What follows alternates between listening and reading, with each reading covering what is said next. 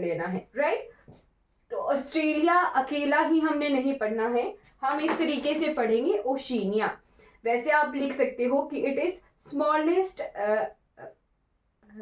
Continent, right. सबसे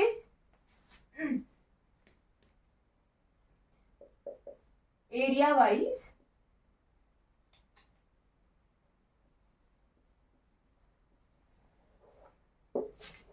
क्या हो रहा है,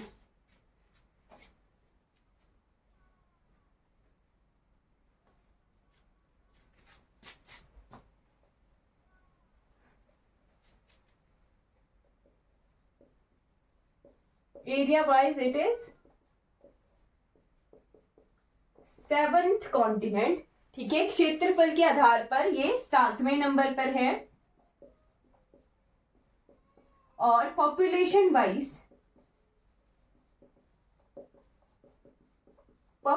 वाइज यानी जनसंख्या की दृष्टि से ये जो है 6th नंबर पे है, ठीक है। 6th नंबर पे इसका जनसंख्या के आधार पर रैंक है। अब हमने इसे किस तरीके से पढ़ना है, तो हम इसे पढ़ेंगे ओशिनिया इस नाम से। कई बार आपको ऑस्ट्रेलिया ना बोल के ओशिनिया जो है इस तरीके से भी आ सकता है एग्जाम में। तो ओशिनिया एक और कंट्री है साथ में, न्यूजीलैंड, राइट। न्यूजीलैंड कहीं पर भी हमें किसी महाद्वीप के अंदर नहीं मिलता है, राइट। न्यूजीलैंड अलग से कंट्री है, तो न्यूजीलैंड भी हमने साथ में कवर करना है। और साथ में कुछ एक छोटी छोटी आइलैंड्स कंट्री भी हैं, उन्हें भी हम कवर करेंगे, जैसे ओशिनिया के साथ मेलेनेशिया, फिर है माइक्रोनेशिया और एक है पॉलिनेशिया। ये 3 जो है समूह हैं। पॉलिनेशिया किसके समूह है, ये आइलैंड्स देशों के लिए समूह हैं, ठीक। फिजी आपने कभी सुना होगा न्यूज में, अगर आप बॉलीवुड को फॉलो करते हो तो मैक्सिमम बॉलीवुड स्टार जो हैं या तो मालदीव्स जाते हैं घूमने के लिए या फिर फिजी आइलैंड्स इस तरीके से जाते हैं। तो जो फिजी आइलैंड्स हैं वो है मेलेनेशिया का भाग, राइट। लिख लो, यहाँ पर कुछ एक कंट्रीज हैं, आइलैंड कंट्रीज हैं, ये मेलेनेशिया का भाग है। सोलोमन, न्यू, बाकी और आपके लिए इंपॉर्टेंट नहीं है। एक है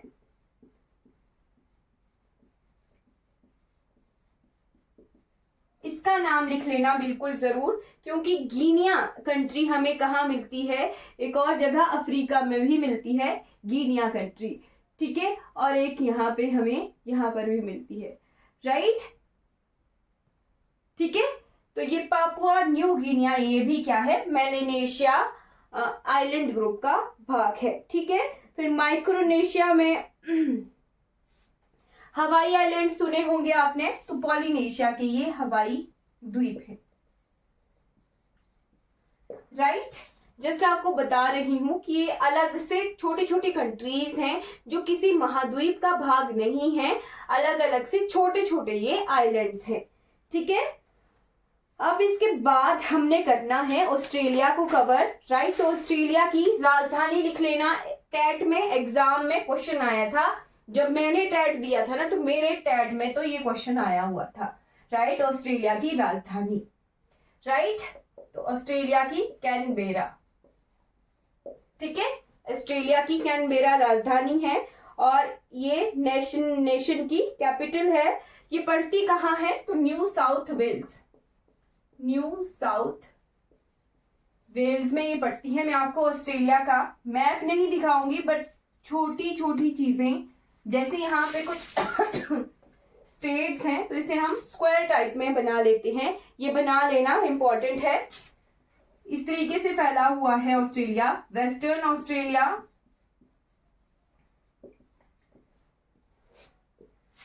ऑस्ट्रेलिया के बाद नॉर्दर्न टेरिटरी और साउथ ऑस्ट्रेलिया, यहां है नॉर्दर्न टेरिटरी, यहां है साउथ ऑस्ट्रेलिया, ठीक। उसके बाद है क्वींसलैंड,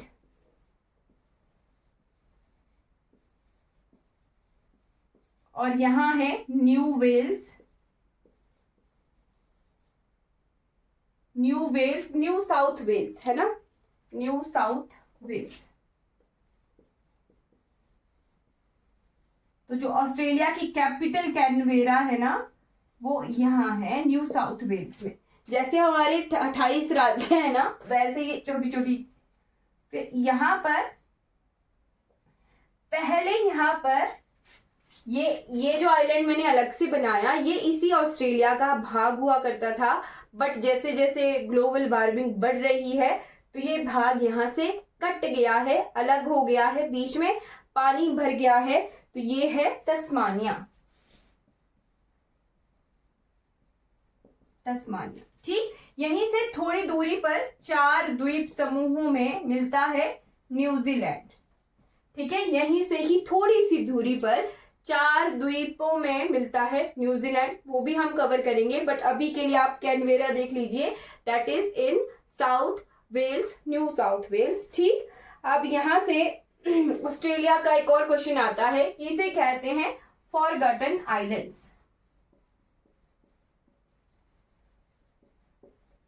जैसे हमने देखा था ना, व्हाइट कॉन्टिनेंट से अंटार्कटिका को बुला रहे थे, वैसे ही ऑस्ट्रेलिया को फॉरगॉटन आइलैंड्स के नाम से जाना जाता है। ठीक, क्यों जाना जाता है? क्योंकि कैप्टन जेम्स कुक जो है भूले भटके, भूल गए थे अपना रास्ता, और वो अब रास्ता भूल के पहुंच गए थे ऑस्ट्रेलिया। राइट, किसने की थी डिस्कवरी? तो captain James cook. Right, England के ही हैं ये, ब्रिटेन के ही हैं। जैसे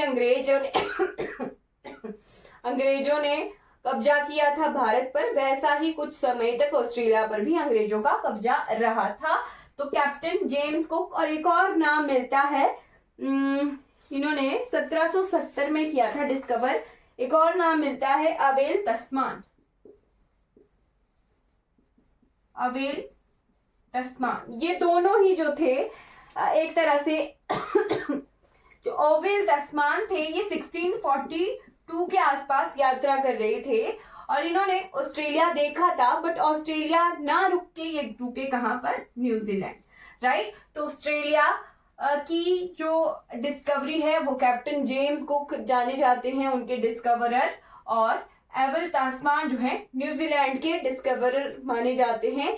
बट अगर आपको इनमें से कोई भी दिखेगा ना ऑप्शन, अगर ऑस्ट्रेलिया का है और अगर ये ऑप्शन में है या ये ऑप्शन में है, तो देख लेना कि कौन सा वाला आपको टिक करना है। अगर दोनों दिए हैं तब आपको जेम्स को टिक करना है।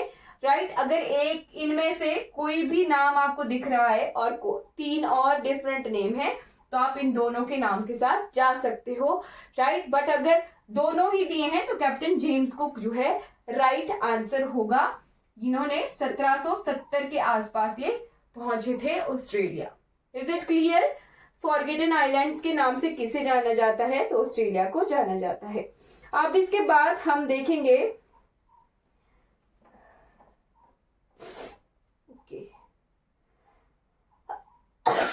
Highest peak of New Zealand. तो कुक जी पहुंचे थे। राइट, अब यहीं से याद रखना, कुक पहुंचे थे, कुक ने की थी ऑस्ट्रेलिया की डिस्कवरी। तो यहाँ की हाईएस्ट पीक का नाम भी क्या है? Mount cook. ठीक है जी, माउंट कुक की है, जिसकी हाइट है 3724 मीटर, और ये साउथ वेल्स का ही भाग है, साउथ आइलैंड्स का। ओह, ये न्यूजीलैंड का मैं दिखवा रही हूँ। चलिए, ये जो माउंट कुक है वो न्यूजीलैंड की हाईएस्ट पीक है। ठीक है, 2228 मीटर हाइट की ऑस्ट्रेलिया की जो पीक है उसका नाम है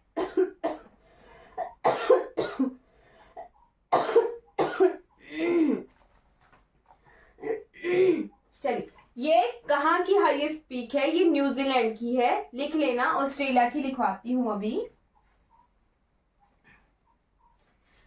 ऑस्ट्रेलिया में है great dividing range. Great dividing range, जैसे हम हिमालय पर्वत श्रृंखला पढ़ते हैं ना, ये ग्रेट डिवाइडिंग श्रृंखला जो है ऑस्ट्रेलिया में है। राइट, यहीं पर ही है माउंट माउंट कोसियस्को, ठीक है,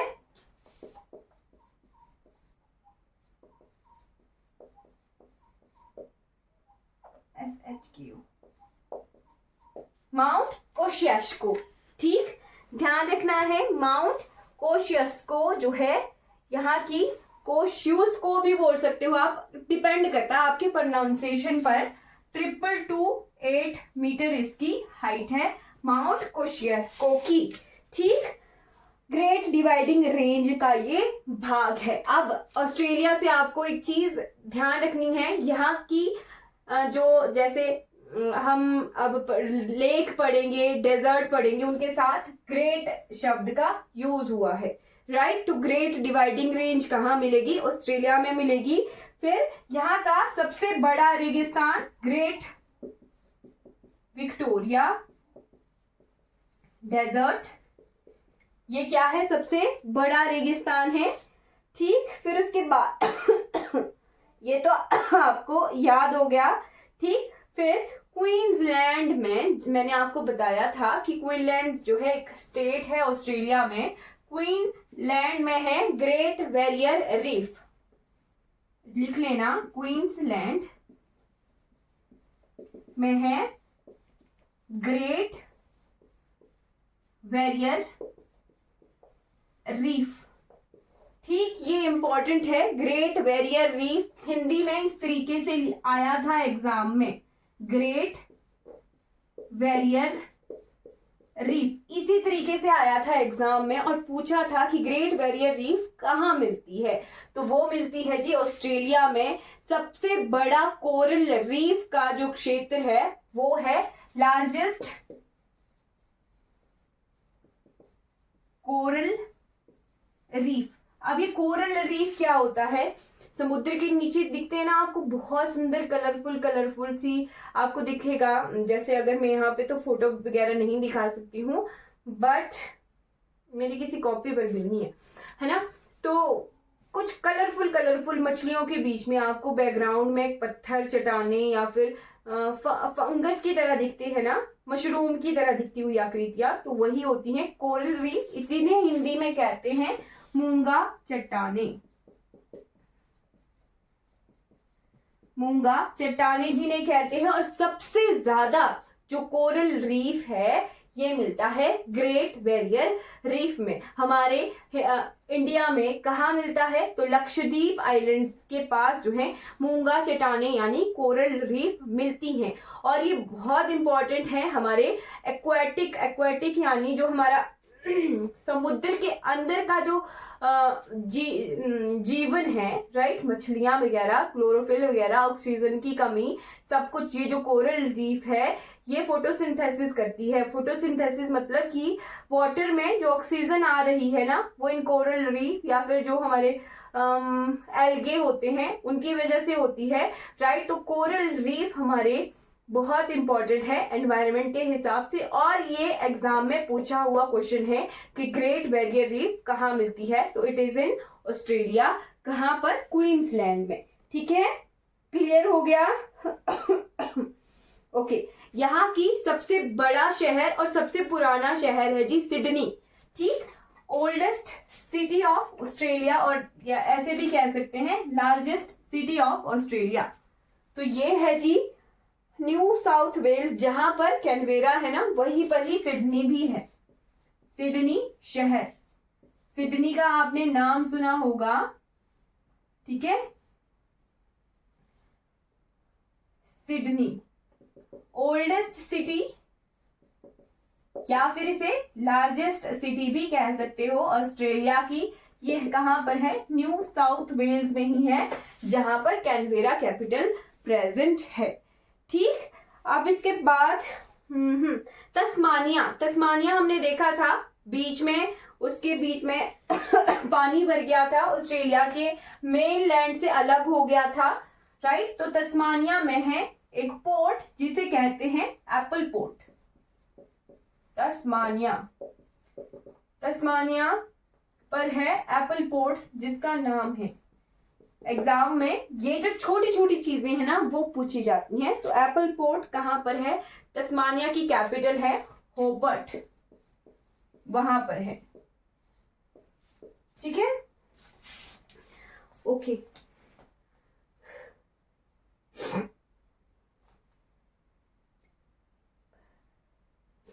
हाईएस्ट पॉइंट हमने देख लिया था माउंट कुशी को, डीपेस्ट पॉइंट भी देख लीजिए।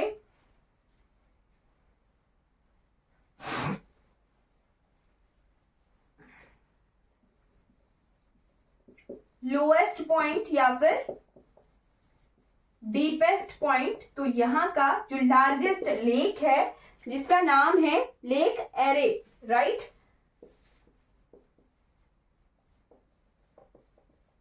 लेक एरे यहां का लोएस्ट पॉइंट है, डीपेस्ट पॉइंट है, राइट। -15.8 मीटर डीप है ये, समुद्र तल से 15 मीटर नीचे है ये। ठीक है, ओके। अब यहां के ग्रासलैंड्स, ग्रासलैंड्स लिखना है, घास के मैदान। तो यहां पर जो पाए जाने वाले घास के मैदान हैं उनको बोलते हैं डाउन्स। डाउन्स घास के मैदान यहां मिलते हैं।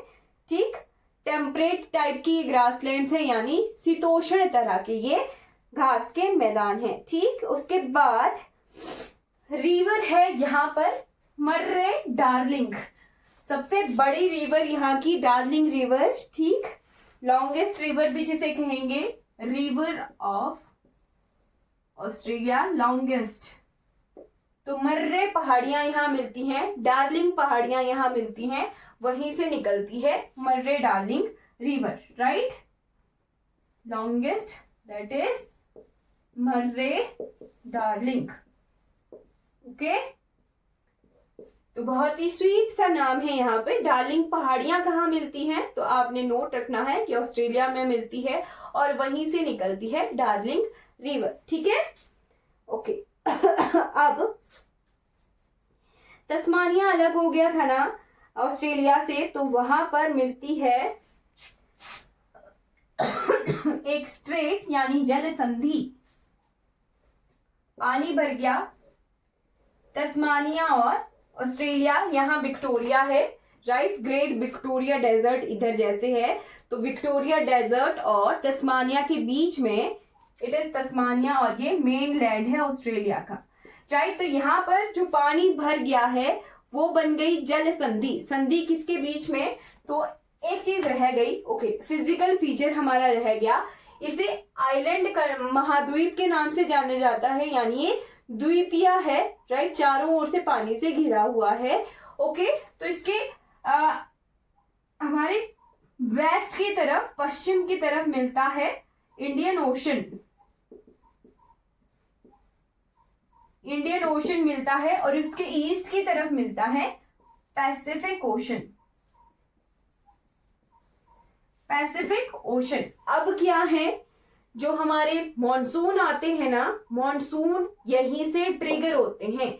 ऑस्ट्रेलिया के जो यहाँ पर ये पैसिफिक और इंडियन ओशन का कॉम्बिनेशन है ना, यहाँ पर जो बारिशें होती हैं, या फिर यहाँ पर वार्म वाटर या कोल्ड वाटर, जो भी हमारा एनवायरनमेंट बनता है, आपने सुना होगा ला नीना और एल नीनो और ला नीना, है ना। एल नीनो और ला नीना, ये शब्द आपने सुने होंगे, नहीं सुने होंगे तो कोई बात नहीं, बट जो वार्म विंड्स और कोल्ड विंड्स का कॉम्बिनेशन है, जिसकी वजह से मॉनसून ट्रिगर होते हैं। ठीक है, भारत में मॉनसून, केवल मात्र भारत ही ऐसा जगह है जहां पर मॉनसून आ रहे होते हैं, राइट। तो मॉनसून ट्रिगर होते हैं हमारे इस कोल्ड वाटर और हॉट वाटर के कॉम्बिनेशन की वजह से, राइट। अब इसके बारे में जब हम क्लाइमेट पढ़ेंगे तब हम देख लेंगे कि ला नीना अगर है तो उस साल क्या होता है, अगर ला नीना है तो उस साल क्या होता है। जस्ट ये होता है, एक होगा तो मॉनसून लेट आएंगे, अगर ला नीना होगा तो सूखा होगा, कुछ इस तरह का कॉम्बिनेशन है, मैं आपको बताऊंगी, राइट। एक की वजह से बहुत ज्यादा बारिशें भारत में होती है और एक की वजह से कम बारिशें भारत में होती है। ठीक, तो ये कॉम्बिनेशन किसकी वजह से है, यहाँ पर कोल्ड वाटर और हॉट वाटर, यानी ये जो कॉम्बिनेशन है ना इंडियन ओशन और पैसिफिक ओशन का, इसकी वजह से है। बट जस्ट आपको फिजिकल फीचर याद रखना है कि ऑस्ट्रेलिया के ईस्ट की तरफ, पूरब की तरफ पैसिफिक ओशन है और हमारे वेस्ट की तरफ, पश्चिम की तरफ जो है इंडियन ओशन है। आपको ये ध्यान रखना है। अब हम कर रहे थे तस्मानिया एंड ऑस्ट्रेलिया के बीच में जल संधि। तो जल संधि इंडियन ओशन, पैसिफिक ओशन और यहाँ इस तरफ को आर्कटिक ओशन भी है, ठीक है, आर्कटिक महासागर भी है। ध्यान रखना है ये तीनों चारों ओर से पानी से घिरा हुआ है, राइट। ओके, इसके इधर यहां पर टिमोर सी है और यहां जैसे कोरल सी है, ठीक, पानी से ही घिरा हुआ है सारा, राइट। तो यहां जैसे टिमोर सी है और यहां जैसे कोरल सी है। यहां बीच में है बास जल संधि, BASS स्ट्रेट। बास जल संधि जो है ऑस्ट्रेलिया और तस्मानिया के बीच में है, राइट। एक नदी और लिख लेना, स्वान रिवर। स्वान रिवर, तो जी हिमाचल वालों के लिए स्वान नदी कहाँ मिलती है हमें? Where is Swan River in Himachal? बताइए, स्वान नदी हमें हिमाचल में कहाँ मिलती है? एक स्वान रिवर हमें ऑस्ट्रेलिया में मिलती है। अगर इंग्लिश में ही आ गया ना तो कंफ्यूज हो सकते हो। ये स्पेलिंग स्वान की हिमाचल में है स्वान नदी और ये है स्वैन नदी, ठीक, बट इंग्लिश में दोनों की स्पेलिंग एक जैसी ही है। अब मुझे आप बताइए अभी की स्वान नदी हिमाचल में कहाँ है, किसकी सहायक है? ओके, तो ऑस्ट्रेलिया हमने कवर कर लिया। अब आ जाइए न्यूजीलैंड की तरफ। इसका इरेजर। हाँ जी, स्वान नदी कहाँ है? हिमाचल में स्वान नदी कहाँ पर बहती है?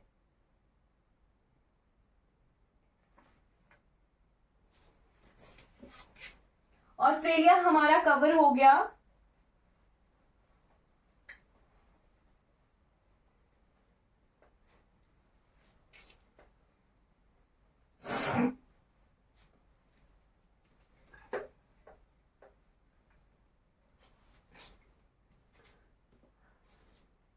रिप्लाई नहीं करते।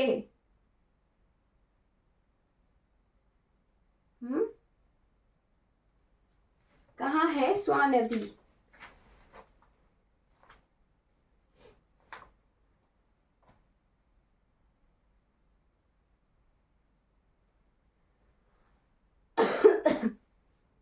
ओके, न्यूजीलैंड की तो मैंने आपको बता दी थी। हाईएस्ट पीक हम पढ़ चुके हैं, है ना। लार्जेस्ट लेक लिख लीजिए, लार्जेस्ट लेक ऑफ न्यूजीलैंड स्वान नदी। आप ट्रिब्यूटरी ऑफ सतलुज रिवर, पता ही नहीं है। कितनी हिमाचल जी की हो गई।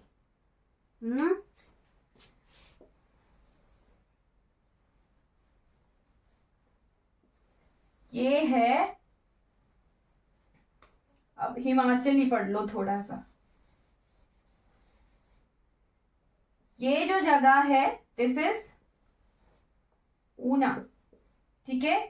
ऊना जुड़ता है ऐसे, यहां को है हमीरपुर, यहां को है बिलासपुर, ठीक। स्वान नदी हम ऊना से आती है, ठीक, और यहां भाखड़ा के पास मिलती है सतलुज में, ठीक है। सतलुज की अंतिम सहायक नदी है, भाखड़ा के आसपास ही मिलती है। स्वान नदी का क्वेश्चन आता है टेट में और बहुत इंपॉर्टेंट है। स्वान नदी को कहते हैं sorrow of Una, sorrow of Una. Una का शोक जिसे कहते हैं वो है स्वान नदी, ठीक। बहुत इंपॉर्टेंट रिवर है, टेट में डायरेक्ट क्वेश्चन आता है। ऊना का शोक, सौरो ऑफ ऊना किस नदी को कहा जाता है? स्वान नदी को कहा जाता है। इसकी स्पेलिंग सेम थी ना, तो मैंने आपको बता दिया। स्वां नदी ऊना से बहती है, बिलासपुर में मिलती है, भाखड़ा गांव के आसपास ही, जहां से सतलुज रिवर हिमाचल को छोड़कर पंजाब जाती है, वहीं पर ही सतलुज में मिलती है स्वां रिवर, तो सतलुज की सहायक है। ठीक है,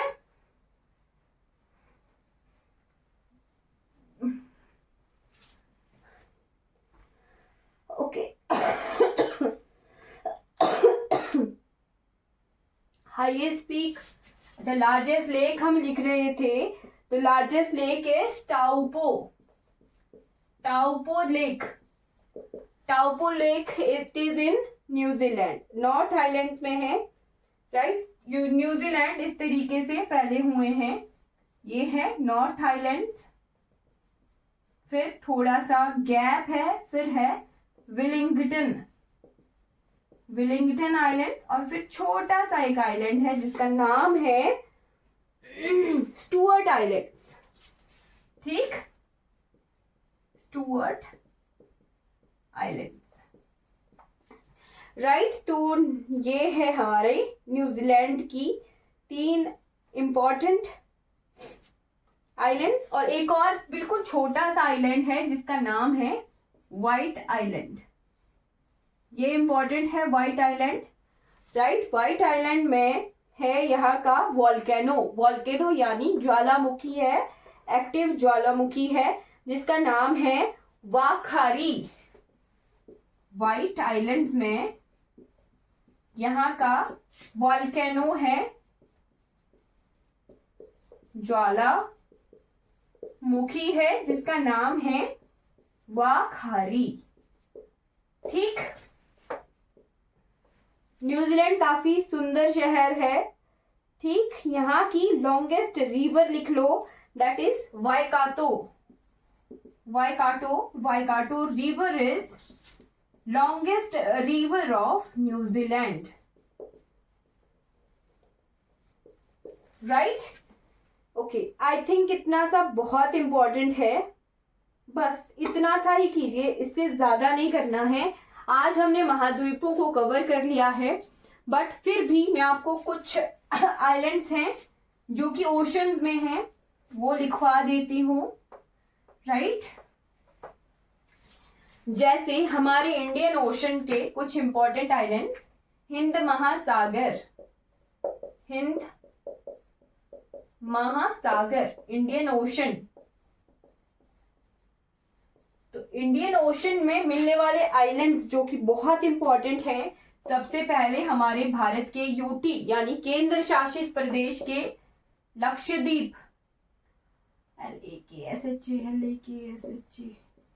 लक्षद्वीप आइलैंड्स, राइट। फिर हमारे भारत में ही मिलते हैं अंडमान एंड निकोबार आइलैंड्स। ठीक, फिर एक और कंट्री मिलती है श्रीलंका, श्रीलंका भी एक तरह से आइलैंड ही कंट्री है, राइट। मालदीव्स, अब आपके लिए एक ट्रिक बताऊं ना, मालदीव्स की राजधानी बहुत इंपॉर्टेंट है, मलई, राइट। लक्षद्वीप की राजधानी बहुत इंपॉर्टेंट है, कवरत्ती। क्यों? क्योंकि अभी अभी ये हाईलाइटेड रहे थे करंट अफेयर में, राइट। और आपके लिए पिछले 6 महीने का करंट अफेयर तो बहुत इंपॉर्टेंट है। अब हाई कोर्ट का एग्जाम दिया था किसी ने, मैंने उसका एक क्वेश्चन देखा था, वहां पे आया था कि कवरत्ती है ना, कवरत्ती आइलैंड्स, मिनिकॉय आइलैंड्स को जो है कब उन्हें लक्षद्वीप में या फिर मिनिकॉय नाम कब लिखा गया था, तो 1973, ये डेट इंपॉर्टेंट है, लिख लीजिए, एग्जाम में आ सकता है ये क्वेश्चन।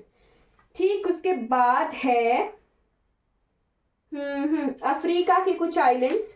अफ्रीका में एक आइलैंड्स हैं reunion, reunion islands. Reunion islands हैं तो महाद्वीप अफ्रीका के साथ, बट वहां पर अधिकार किसका है? फ्रांस का है। रीयूनियन आइलैंड अफ्रीका में है, अफ्रीका के ईस्ट की तरफ है, ठीक है, ईस्ट की तरफ यानी भारत की तरफ को, अफ्रीका से भारत की तरफ को ये आइलैंड्स हैं। रीयूनियन आइलैंड्स इनका नाम है, बट इन पर कंट्रोल किसका है, तो फ्रांस का है, फ्रांस के एडमिनिस्ट्रेशन के ये अंडर है, राइट। क्या आपने रियूनियन आइलैंड्स का कहीं पर नाम सुना है इतिहास में, सुना है, नहीं सुना है तो ध्यान रखिए। शायद वर्ल्ड वॉर सेकंड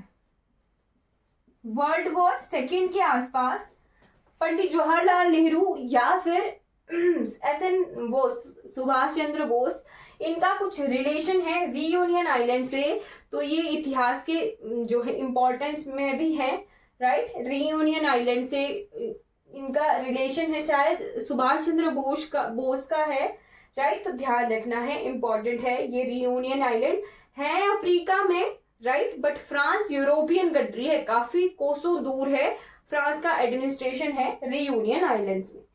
अब इसके बाद मेडागास्कर आइलैंड्स भी बहुत इंपॉर्टेंट है, क्योंकि यहाँ सेकंड जो रीजन है मॉनसून का, सोमाली आइलैंड्स और मेडागास्कर आइलैंड्स, इंडियन ओशन में है ये मेडागास्कर और सोमाली।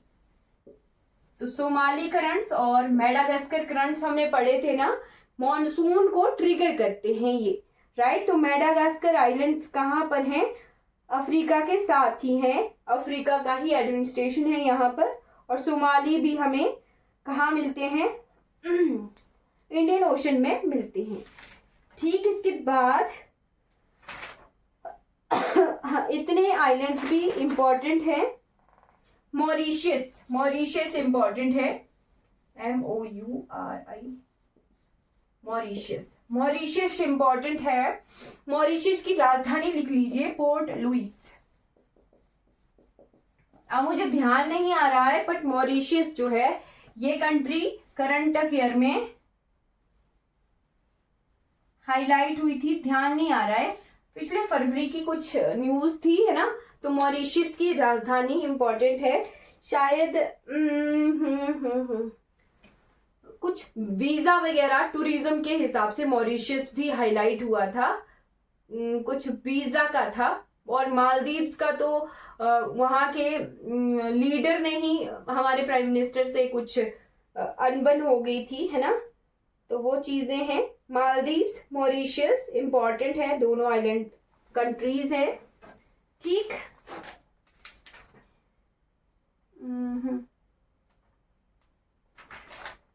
चलिए, इतना बहुत है, तो हमने कवर कर लिया है सातों के सातों महाद्वीप।